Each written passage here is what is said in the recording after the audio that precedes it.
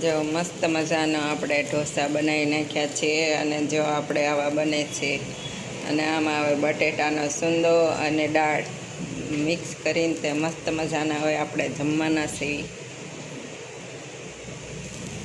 જો આ બાજુ બનેલો છે અને આ બાજુ બનાવી છે. આપણે આવો મસાલો બનાવ્યો છે તો આપણે આવો મસાલો બનાવ્યો ને હવે આમ કરી દઈશું અને હવે આમાં દાળ નાખશું. તો હવે આપણે આમાં દાળ નાખી દઈએ. તો આપણે જો આવી દાળ બનાવેલી છે.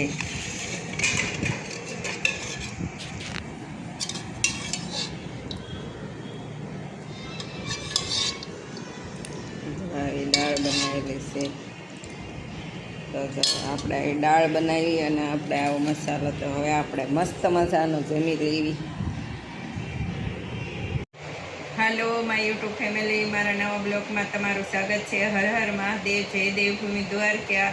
તો આપણે આજ જવાનું છે ભાવનગર પાસે આવેલું માલણકા ગામે. ત્યાં અવળકંડીમાં બેઠા છે તેનો ઇતિહાસ અને તે વિશે આપણે દર્શન કરવા જવાના છે. તો મારા બ્લોગમાં બના રહેજો. પહેલાં તેને મેલડીમાં કહેતા, હવે અવળકંડીમાં ક્યાં નામ પડ્યું તે આપણે તમને ઇતિહાસ તેનો જણાવશું. અને ત્યાં આપણે જવાના છે મંદિરે. તો મારા બ્લોગમાં બના રહેજો. આપણે જવાના છે ભાવનગર પાસે આવેલું માલણકા ગામે. જો આપણે જે ગાડી લઈને જવાના હતા તે ગાડીમાં તો પંચર પડી ગયું અને આપણે ગાડી મંગાવી લીધી છે. અને આ મીણબત્તી સર્કલ છે. આપણે મીણબત્તી સર્કલે ઊભા છીએ અને જો ગાડી આપણી બીજી આવી ગઈ છે અને આપણે આ ગાડી અહીંયા મૂકશું અને આ ગાડી લઈને જવાના. જો મીણબત્તી સર્કલ છે અને આ ગાડી લઈને આપણે હવે જવાના છીએ.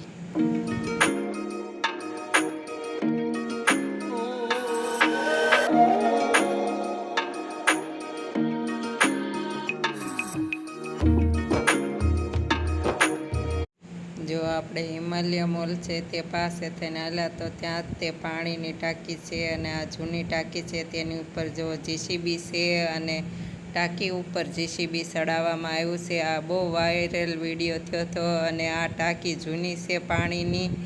તો આ પાણીની જૂની ટાંકી છે એની ઉપર જો જીસીબી ચડાવવામાં આવ્યું છે. એટલું તો પાડી દીધું, હવે થોડુંક પાડવાનું બાકી છે.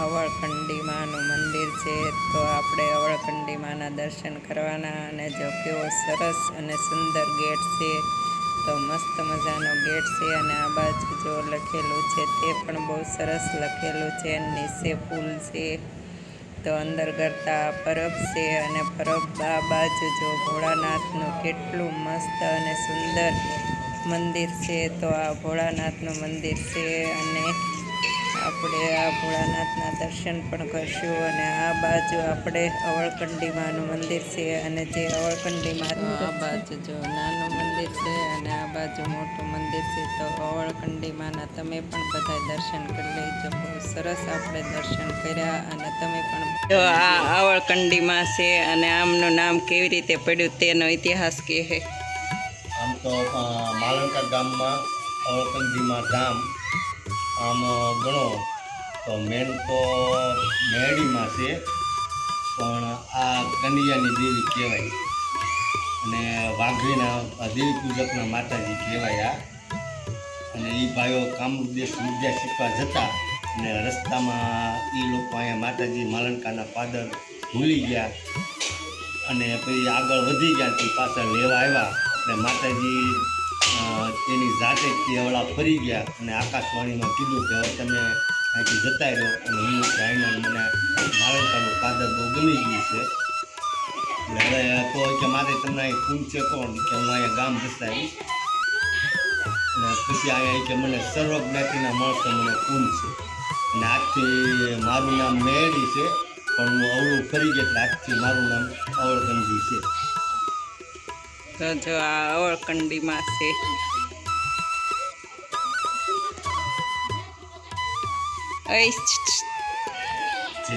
જો આ માલણકામાં રહેશે અને આપણા અગા પણ થાય છે તો આપણે એને ઘરેથી પછી અહીંયા આપણે દર્શન કરવા આવ્યા હતા. તો જો આપણે મંદિરે બહુ સરસ દર્શન કર્યા અને અવળકંડીમાં કેવી રીતે નામ પડ્યું તેનો ઇતિહાસ પણ આપણે જાણ્યો. તો જો આવી રીતે કાંઈક ઇતિહાસ છે એનો. હા અને માતાજીની મૂર્તિ ચોખાવા પણ હલેલી છે. આ નવું મંદિર બન્યું ત્યારે પહેલાં તો આની જો આ મંદિર કેવું છે હા એની જવડું મંદિર હતું આવું નાનું. આ દરવાજો એ બાજુ દરવાજો છે ના ના હાલ માટેનો દરવાજો એ બાજુ આ બાજુ દરવાજો આ બાજુ દરવાજો. જો અવળકંડીમાં કેમ નામ પડ્યું, પહેલાં મેલડીમાં નામ હતું અને આપણે તેનો ઇતિહાસ જાણ્યો. અને આ જગ્યા બહુ મોટી છે અને 3 ગેટ આવેલા છે અને આ હોલ છે અને હોલમાં કોઈ પણ તહેવાર આવે ત્યારે જમણવાર રાખવામાં આવે છે. તો આપણે એ હોલને પણ જોવા જઈશું. જો મોટો જબરો હોલ છે પણ અત્યારે અંધારો છે, આપણે મોડા બેક આવ્યા એટલે અહીંયા ફોટા કોના મૂકેલા છે? અહીંયા જે બાપુ પૂજા કરતા એને હે આ બાપુને હે હા હે જો આ જે બાપુ છે તે અવળકંડીમાં એમને સહાય થયા હતા. અને આ બાજુ જો ફોટો છે. તો આ મોટો હોલ છે. જો જમણવાર હોય કે પ્રસાદી હોય ત્યારે આમાં રાખવામાં આવે છે. આ હોલ છે અને હોલમાં જો ગાદી આવેલી છે. આ ગાદી ઉપર જે બાપુને માતાજી સહાય થયા હતા તે બેસતા અને આ બાજુ કોઈ પણ દુખિયાર આવ્યા હોય તે પણ બેસતા અને બધા માણસો દર્શને આવતા તે પણ બેસતા અને આ બાપુ ગાદી ઉપર અહીંયા બેસતા. અને જો આ બાજુ ખીજડો છે. આ ખીજડે જો માતાજી રોકાણા હતા. જો આ મંદિરની બાજુમાં તો આવેલો છે.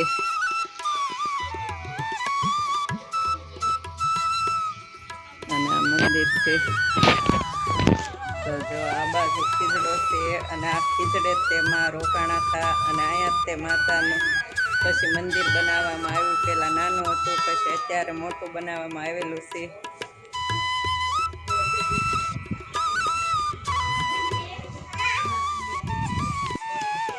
મોટો જબરજસ્ત છે. આ બાજુ સબૂતરો.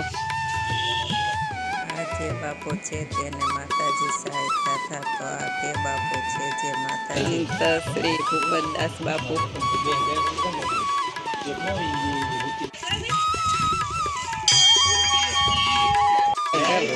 કાળ ભૈરવ દાદા મંદિર. આ બાજુ મંદિર નંદીમાં. આ બાજુ જો ભોલેનાથ બાબાની શિવલિંગ.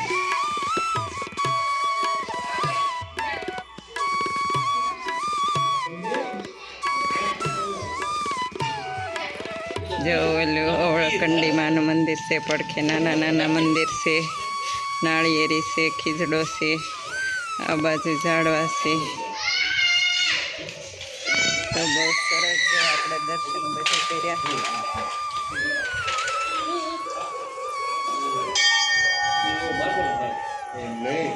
ડિઝાઇન કેની છે? ડિઝાઇન કેની છે?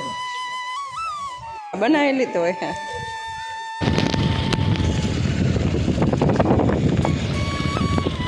માલણકામાં આવેલું અલગધાણી મંદિર. આરતી થાય છે.